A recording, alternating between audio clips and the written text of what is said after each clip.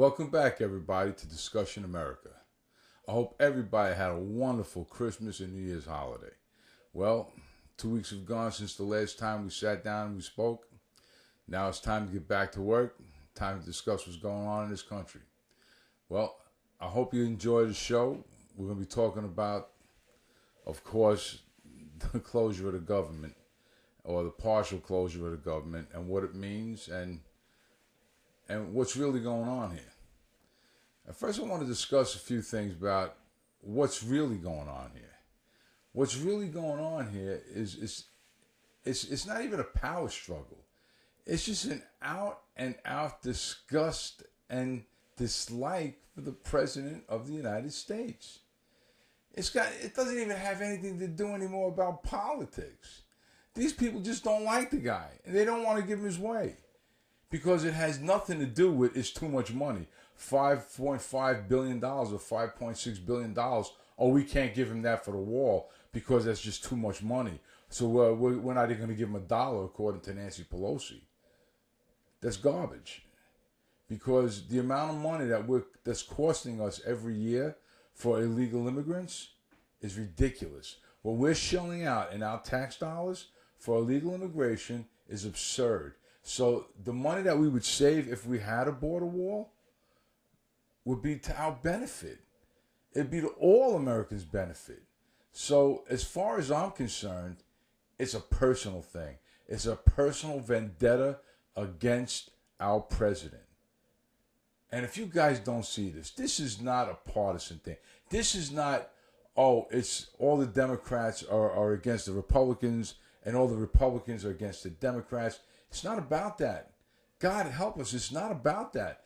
They're putting us against each other to fight with each other, so to try to control us. It's not about that anymore. It's not about Democrat versus Republican anymore. It's just a total disdain for the man. All right? And I want to run over a few things and what we got going here, okay? First, under the present immigration system, immigrants can receive a temporary Social Security number as a student or foreign workers. Now, if they stay past that status and just blend into the country, nothing happens with that Social Security number. They keep it. So they can get government services, they can get government benefits, they can get welfare, they can get anything, even though it's an expired Social Security number, because nobody checks. We don't even know how much money gets blown with that. That's a figure that we don't have any idea about because nobody double checks that. So that's a Social Security number that's given on a temporary basis, that once it's gone, it's gone. They never double check. So that student can stay and then disappear into the country, and he's never followed up on. You can have a temporary worker come into the country, like let's say his company is coming in to do a particular job, maybe a consulting job or something, and he's going to get a temporary Social Security number because he's going to have to pay taxes on any money he's earned here. He decides to stay, leaves his company, goes into the cracks, you don't see him anymore, and guess what? That Social Security number he's holding on, and he might be getting a small menial job or whatever, but nobody follows up on that. And that number's gone. But now, somewhere down the line, he needs medical or something. He's on Medicaid using that number. He has to go on welfare. His whole family's on welfare now. They're using that number. It's costing us. Okay? And now you got the 16,233 confirmed aliens in USMC custody being housed in state and local and private facilities, costing $1,458,373 million a day for unnecessary crimes, because they weren't here, those crimes would have been committed. A day.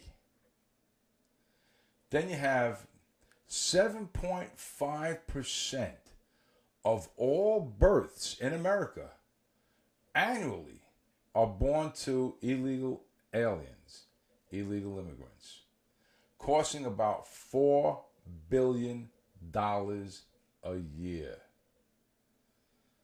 That's a lot of babies. And that's a lot of my tax dollars and a lot of your tax dollars. Okay?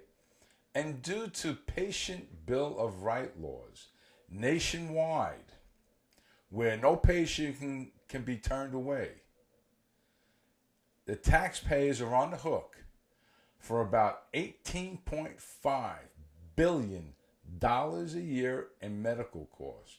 Do the research, people. I'm not grabbing these numbers out of the air. Do the research. It's there. It's all on the internet. Do the research. Okay? The 2017 FAIR report puts the cost of illegal immigration at about $116 billion a year because we are educating their children. We're educating the children of illegal immigrants. That means mom and pop are crossing the border with a 4-year-old. Next year, that 4-year-old's going to kindergarten. We're paying for his education until they get caught, thrown out, or they stay here until the kid's in college. Okay? Now, let's move past that a little bit. Now, we're talking about people, the cost yearly, but we didn't even touch on the illegal drug activity. A whole load of marijuana goes across that border. Well, now they're talking about the legalization of marijuana. That's all well and good. But 90% of the heroin that comes into this country comes in through our southern borders. 90%. People, we got a lot of kids dying. We got a lot of adults dying. We got a lot of adults my age get hooked on the opioids, okay? And I'll tell you something. I went to the hospital a few weeks ago because of my back. And the first thing the hospital wanted to do before I went out the door was give me a prescription for Percocets. No, thank you. And I can't take painkillers because of my 9/11 injuries. I'm dealing with GERD and ulcers and all kinds of stuff. So I can't take aspirins or anything for pain. So I'm dealing with just the pain. But I know too well that you get hooked on the Percocets. And you know what? That's an expensive deal. Then after they stop writing the prescriptions, guess what? The cheapest thing on the street is heroin. It's an easy progression from the pill to the needle. And you got people my age that are dealing with injury, arthritis, and stuff that the doctor's free to write them the opioids. Then all of a sudden they stop writing the opioids because, you're going to get addicted. Too late, you're already addicted. Now they got the heroin coming in through the southern border. All right? That's one thing. Now you got human trafficking. It's insane. And I'm not talking about trafficking mom and pop and 4 kids. I'm talking about kidnapping, sex trade, grabbing young girls from Mexico, from Ecuador, from Guatemala, grabbing them away from their families. We're talking kids. We're talking 12, 14-year-old kids, younger. Just dragging them away from their family, and they're bringing them into this country for the sex trade. That's right. And freely coming across the border. I watched the 2020 show a couple of weeks ago. This guy has property on the border, right on the river. And he regularly calls up the Border Patrol. I got somebody coming in. We got a raft coming across. But you know what? Makes the phone call. They get the phone call. They try to mobilize as quick as possible. But by the time they get there, the raft is on shore and they're gone in the wind. And they just disperse in all different directions. You can't even find them. So that's one of the reasons why we need the wall, because they can't mobilize fast enough to get there by the time they cross. By the time they cross and get on our shores, they're gone. And they don't just go in clumps and travel in bunches. They hit our shores and they're gone. Multiple directions. Not in one direction. They're all over the place. Okay? Now, it's not Mexicans anymore, people. It's not Mexicans. Okay? An obvious question for the foundational understanding is, how many SIAs actually reach a southern border? and between the ports and between all ports of entry. An SIA is a special interest alien. That means people coming from other countries. Okay. Now the CBP, the Border Patrol, CBP, Border Patrol Office Intelligence, carefully tracks this data, but the agency conspicuously never publishes it. All right, they keep it on the down low. All right, with the OTM, other than Mexican apprehension data that has routinely been published.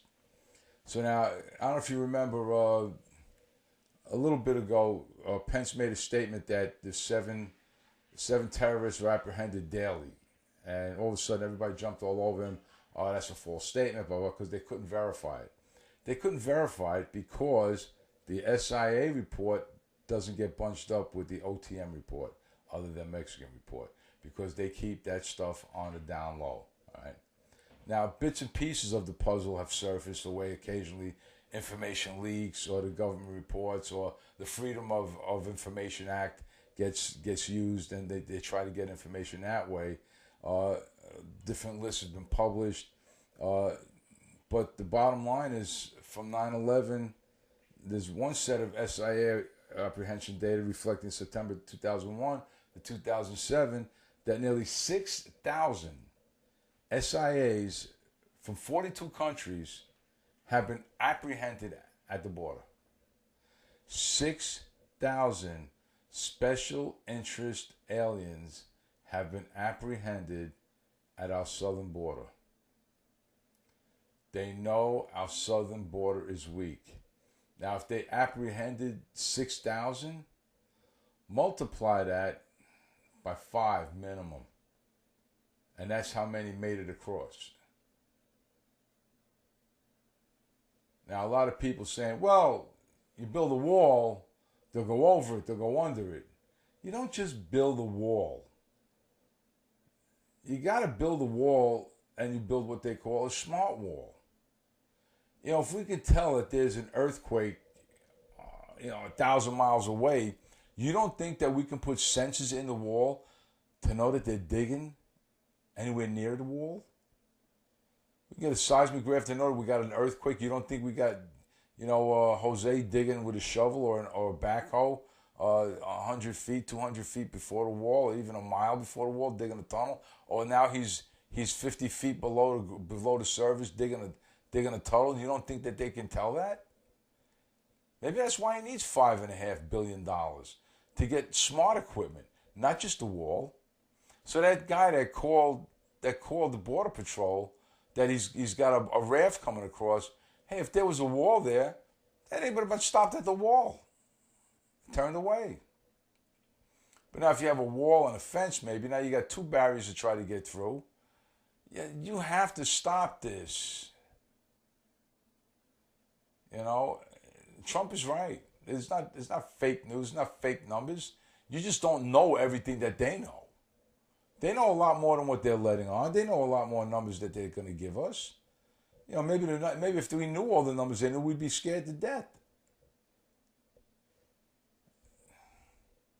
All I know is that in a 36-hour period with this new Congress that's in, 36 hours, instead of working with the president and getting it done, they think we're stupid. They say, oh, we passed a Republican bill. You guys ought to be happy. No, they didn't pass a Republican bill. They passed the bill minus the funding for the wall. That's passing a bill. And then what they did is they chopped it up into a bunch of little pieces. We have this bill for this department, this bill for that department, this bill for that department, to fund them to open up the government. We want to open up the government. The president doesn't want to open up the government. No, the president wants the wall. Then we'll open up the government. Plain and simple. It can't be any simpler than that. You heard the numbers I gave you before. 116 billion because of the education that we give them. You got $1,400,000 a day it costs to house 16,000 plus people in prison. You got $4 billion a year for births. You have 18.5 billion a year on medical. Come on. He's asking for $5.5 billion. Build a wall. The math doesn't make sense to me. What they're denying him. It doesn't make sense. They're just being stubborn. They don't want to do it. But yet, in 36 hours, they talk about impeachment. You have one girl going off mad about profanity. We're going to get the MFA. Then you got some other wacky one over there saying we're gonna tax the rich 70% so we can pay for education and health and all my green stuff and let's go hug a tree and kiss a groundhog. I mean, really? And we're gonna impeach the president, and we're gonna get subpoenas. This all within 36 hours. 36 hours. They're talking all of that crap, but they're not talking about securing our borders. They're not talking about keeping the heroin out of our country. They're not talking about keeping MS-13 out of our MS-13. Oh, they're just poor, misguided youth. Yeah, let them hang out in your house there. Let them come into the country, be your house guest. MS-13. Are you kidding me? Misguided youth. Yeah, the DACA, give them a job. Let them take all their tattoos off their face. Come on. That's what's more important to this new Democratic-controlled Congress. Once the air clears, let's go after that MFA. Let's get some subpoenas. Go after his taxes. All right. Let's turn around and let's make sure we impeach him. All right. Let's tax the rich 70%. Where did this woman come from? How did she get elected? Seriously. All right.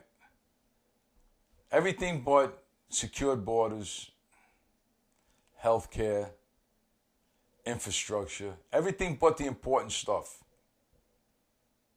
They're focused on getting Trump. What is this? And a rank and file's right behind him with the signs dressed like women's body parts. Let's get him. Well, come on. Let's get real. We got a country to run. Mr. President, hold strong. Don't give him a dime. Don't sign a bill. Don't do anything until you get the money for that wall. And put it up. Put it up smart. Sensors in the ground. Detect any kind of construction, any kind of digging, any tunnels. Make sure you got drones going up. Make sure you can check the border. Make sure you can go deep into Mexico with drones. Check this stuff out. Audio. Get some listening going on. Because they got nothing on that side of the border. They got nothing over there. It's all desert half the time. Get the desert stuff going. Where they got, check it out. Get the x-ray machines for the trucks. That's important. X-ray machine for the trucks. See what's inside those trucks. See how many human bodies are inside that truck they're trying to get over. Seismographs. Check out the vibrations. See what's being dug. Drones up in the air. That's all you need. And that wall. Because what happens is that we can't mobilize fast enough to get to a phone call somebody made. I got people coming across to my property. We can't get there fast enough. Once they hit the dirt, boom, they're gone. They're done. You ain't gonna find them.